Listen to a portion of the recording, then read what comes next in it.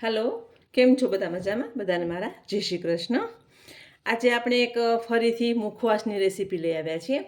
હવે એવું નથી કે મુખવાસ આપણે દિવાળીના જ લઈ શકીએ કે ખાઈ શકીએ। મુખવાસ તમને જ્યારે ગમતું હોય ત્યારે તમે બનાવી શકો છો, કેમ કે મારા ઘરમાં આ મુખવાસ વધારે જોતું હોય છે, તો હું અવારનવાર મુખવાસ બનાવતી હોઉં છું। તો આજે આપણે એક ડિફરન્ટ એવું મુખવાસ બનાવશું ને કે બધાના ઘરમાં નહીં બનતું હોય અને કદાચ માર્કેટમાં પણ નહીં મળતું હોય। તો આજે આપણે પૌવાનો મુખવાસ બનાવશું। હવે પૌવા છે, આપણા ઝીણા પૌવા લીધા છે મેં। એ પૌવામાંથી તમે મુખવાસ બનાવશો ને બહુ ટેસ્ટી બને છે ને। આને લવલી કહેવામાં આવે છે, જે પાનમાં નાખવામાં આવે છે। હીરા મોતી પાવડર, તૂટી ફૂટી છે, સૂકું ટોપરાનું ખમણ છે, સુગર છે, વરિયાળી છે અને ધાણાદાળ છે। ઓછી સામગ્રીમાં એકદમ ટેસ્ટી એવો મુખવાસ બને છે ઘરે, બહુ સરસ લાગે છે। તો આજે આપણે મુખવાસ બનાવશું। તો પહેલાં આપણે પૌવાને ડ્રાય રોસ્ટ કરવાના છે, કરી લેશું। મેં પૌવાને લઈ લીધા છે અને આપણે એકદમ ધીમા તાપે ડ્રાય રોસ્ટ કરવાના છે, કારણ કે ઝીણા હોય છે એટલે જલ્દી ફટાફટ શેકાઈ જાય છે, તો બળી ન જાય એનું ધ્યાન રાખજો। જે મેં તમને કીધું એમ કે મુખવાસ ગમે ત્યારે બનાવાય છે અને ગમે ત્યારે તમે ખાઈ શકો છો, કેમ કે મુખવાસની ઘણી બધી વેરાયટી બજારમાં મળતી હોય છે। તો આપણે ઘરે એવા મુખવાસ બનાવીએ ને કે સરસ પણ લાગે અને કાંઈક ડિફરન્ટ લાગે અને બધાને ભાવે પણ। તો આપણે પહેલાં પૌવાને ડ્રાય રોસ્ટ કરી અને આને આપણે ક્રશ કરી લેવાના છે। તો આપણે એક પ્રોસેસ પહેલાં કરી લઈશું। હવે પૌવા છે એ બધાના ઘરમાં હોય જ છે, ઓછી સામગ્રી અને ટેસ્ટી મુખવાસ એવું બને છે। પૌવામાંથી એકદમ સરસ ભેજ ઉડી જાય અને એકદમ ક્રિસ્પી થઈ જાય એવી રીતના પૌવા શેકવાના છે, પણ બળે નહીં એનું ધ્યાન રાખજો।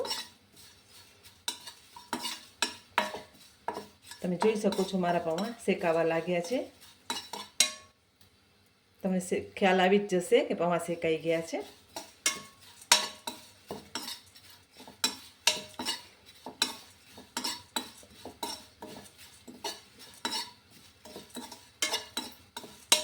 આપણા પૌવા શેકાઈ ગયા છે, એને આપણે સાઈડમાં લઈ લઈએ। પહેલાં એક બાઉલમાં મેં પૌવાને એક બાઉલમાં લઈ લીધા છે। હવે આપણે થોડાક ઠંડા થવા દઈશ, ઠંડા થઈ જાય પછી આપણે એને ક્રશ કરીશું। હવે એ જ પેનમાં આપણે પહેલાં વરિયાળી લઈ લઈશું, કારણ કે વરિયાળીને થોડીક વાર લાગે છે શેકાતા, તો પહેલાં આપણે વરિયાળી શેકી લઈએ। આમાં મેં કોઈ જાતના બહુ મસાલા, કોઈ જાતની સામગ્રી વધારે નથી ઉમેરી।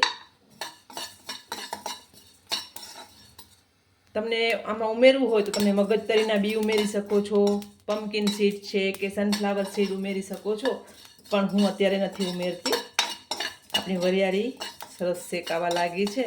આપણે હવે ધાણાદાળ લીધી છે એ નાખી દઈશું। હવે ધાણાદાળને પણ સરસ શેકી લેવાની છે। ધાણાદાળ થોડીક શેકાય પછી આપણે એમાં સિલોની કોપરું જે કહેવામાં આવે છે ને, હવે આપણે ટોપરાનું જે છીણ છે ખમણ, એને પણ લઈને સાથે શેકી લઈશું। બળી ન જાય એનું ધ્યાન રાખવાનું છે અને શેકવાનું પણ સરસ જ છે। ટોપરું શેકાય છે એટલે ટેસ્ટમાં સરસ લાગે છે।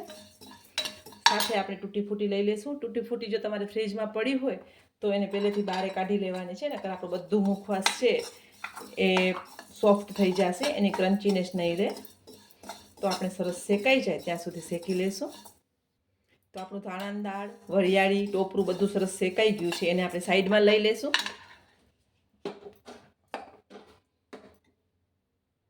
એને આવી રીતે થાળીમાં થોડીક વાર ઠંડુ થવા દેશું અને જે પૌવા છે એને આપણે પહેલાં ક્રશ કરી લઈએ। તો આપણે પૌવાને સરસ ક્રશ કરી લીધા છે, એક બાઉલમાં લઈ લઈશું। તમે આ મુખવાસ બનાવશો ને એટલે કોઈ એમ નહીં કે તમે ઘરે મુખવાસ બનાવ્યું છે, અને એકદમ યુનિક એવું મુખવાસ છે। હવે જે આપણે આ ધાણાદાળ ને વરિયાળી લીધું છે એને પણ આપણે આ પૌવા સાથે મિક્સ કરી દઈએ।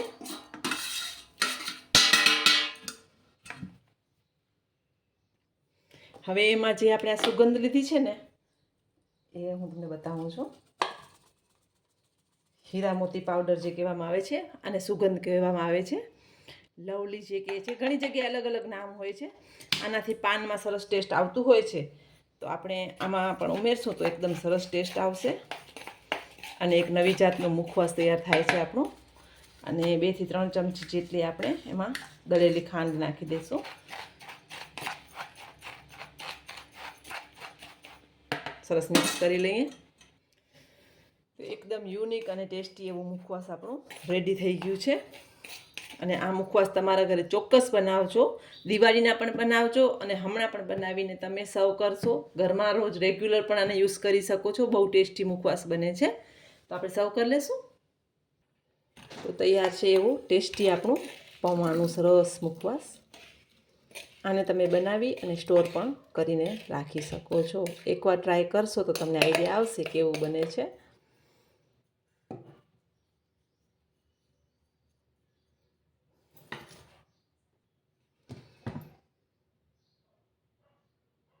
તો આ મુખવાસ તમારા ઘરે ચોક્કસ એકવાર ટ્રાય કરજો. પછી મને કમેન્ટમાં કહેજો કેવું બન્યું હતું. બહુ સરસ બને છે. એકવાર ચોક્કસ બનાવજો.